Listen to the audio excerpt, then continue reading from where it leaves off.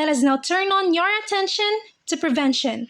I'm Stephanie Henry Fernandez Cabasag, together with Cindy Masulit, Angelica Seraon, Margaret de la Cruz, and Roslyn Olais. We will prepare and prevent instead of repair and repent with biosafety in the laboratory. Let us first identify what is biosafety.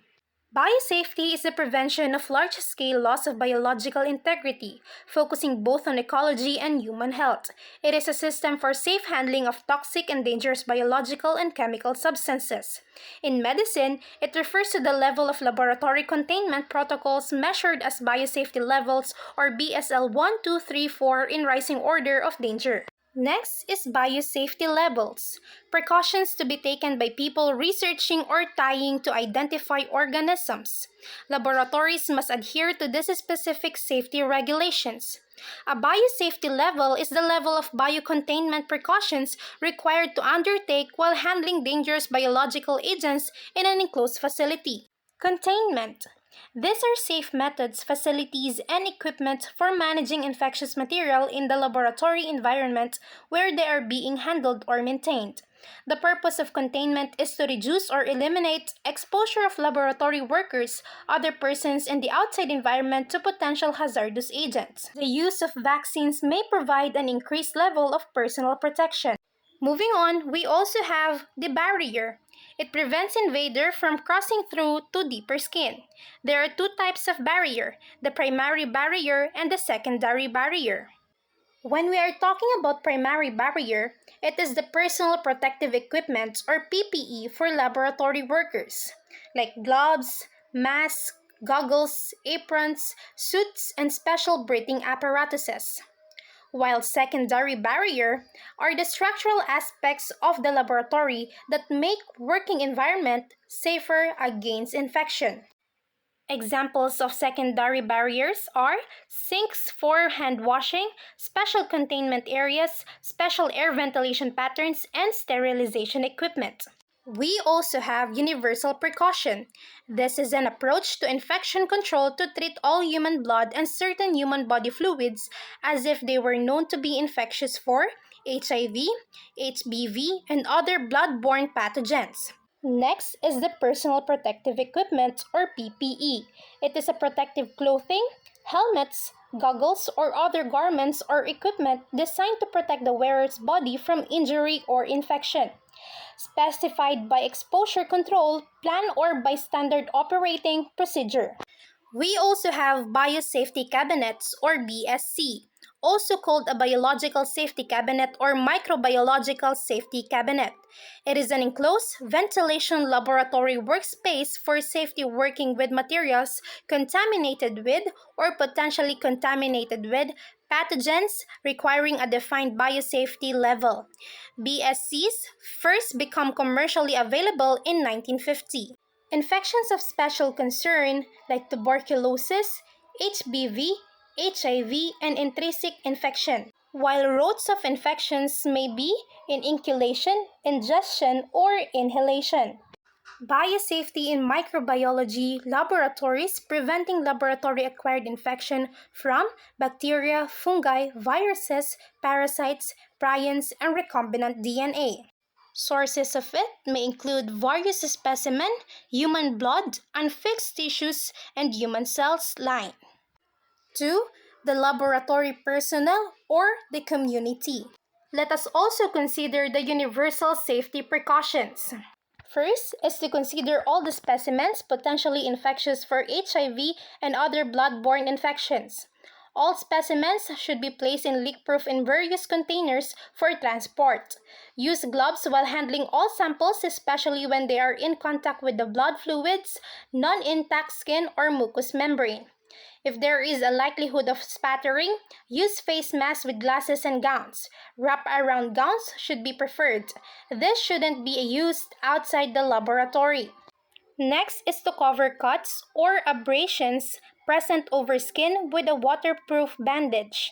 Decontaminate the laboratory work surface immediately in case of spillage of blood or any other body fluids. Follow the no needle recapping strategy. All sharps should be collected and disposed away properly. Never piped by mouth, use mechanical piping devices. Also, there should always be a system working efficiently for the management of hospital-generated waste. It is also advisable for laboratory personnel to be vaccinated against hepatitis B. And lastly, facilities should be available easily for post-exposure prophylaxis in case of exposure to HIV and HBV. Here are the standard biological practices.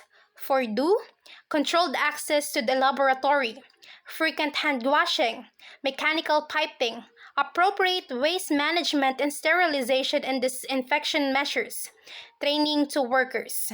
For the don'ts, eating, drinking, smoking, handling contact lenses, storing food, and mouth piping are not allowed inside the laboratory.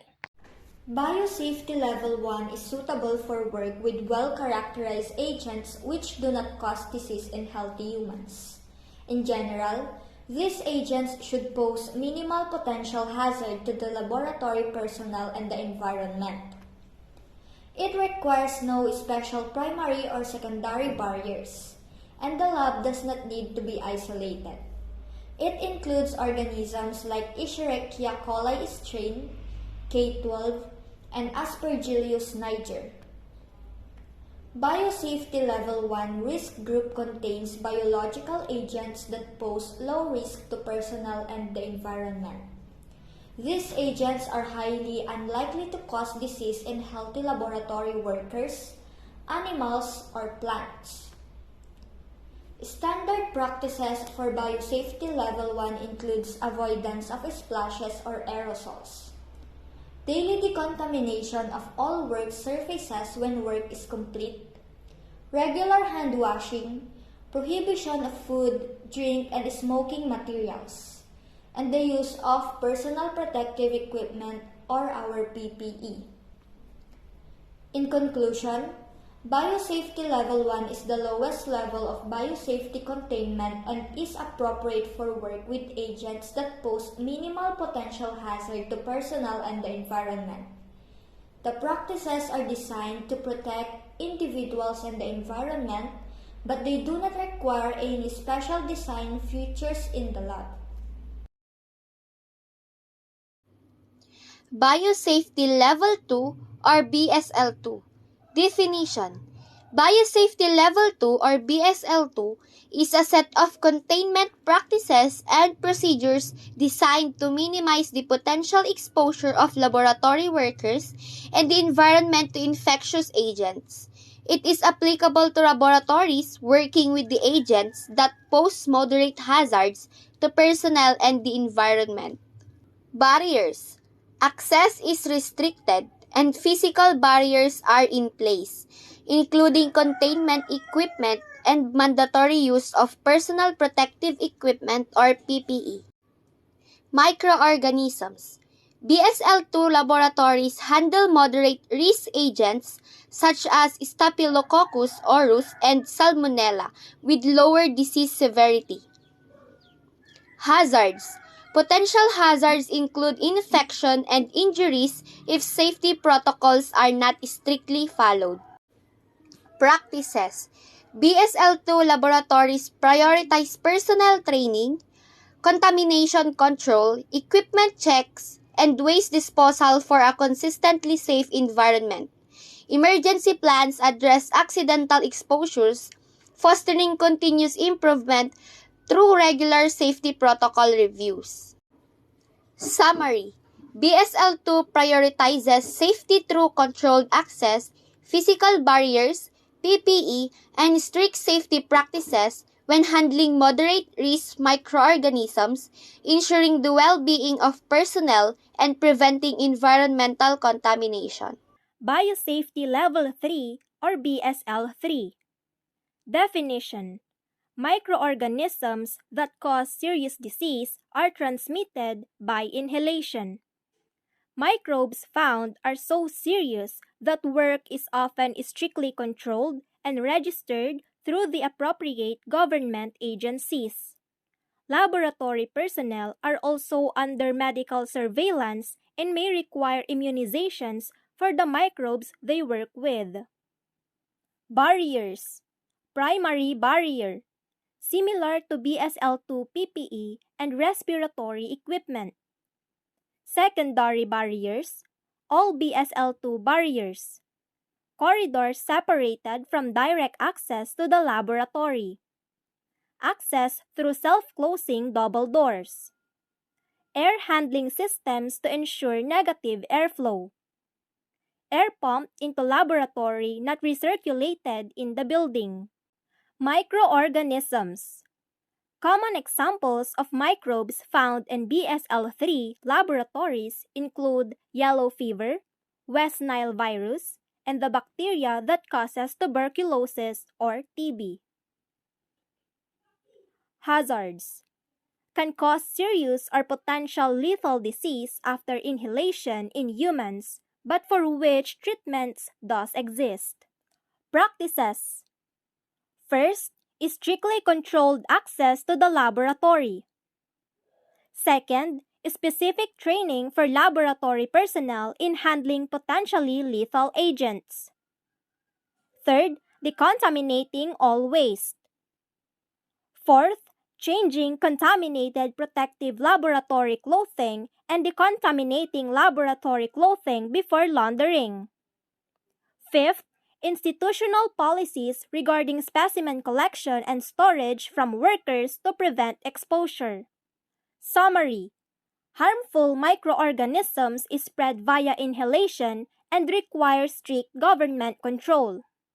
Laboratory workers handling these microbes need medical surveillance and immunizations. Although inhalation of this substance can cause serious or potentially lethal disease in humans, there are treatments available. Biosafety Level 4 or the BSL-4. These are microorganisms that cause lethal disease with unknown treatment or vaccine. Hazardous and unusual substances carry a significant risk of life-threatening illness and aerosol-transmitted laboratory infections. These are associated agents with unclear transmission risk. For the barriers, we have the primary and the secondary barriers. For the primary, other biosafety levels, use of biosafety cabinets, use of positive pressure air supplied, and full body personnel suits. And then for the secondary, all physical barriers at BSL-3, a separate building or an isolated area, specific systems for supply and exhaust, hoover, and decontamination. And lastly, a suggested lock of windows or sealed and not easily broken windows. BSL-4 microorganisms includes organisms like Ebola virus and the Marburg virus. Its hazards carry a significant risk of life-threatening illness and aerosol-transmitted laboratory infections without any known treatment. BSL-4 practices are as follows. First, extremely isolated area. Second, change clothing before entering and shower after.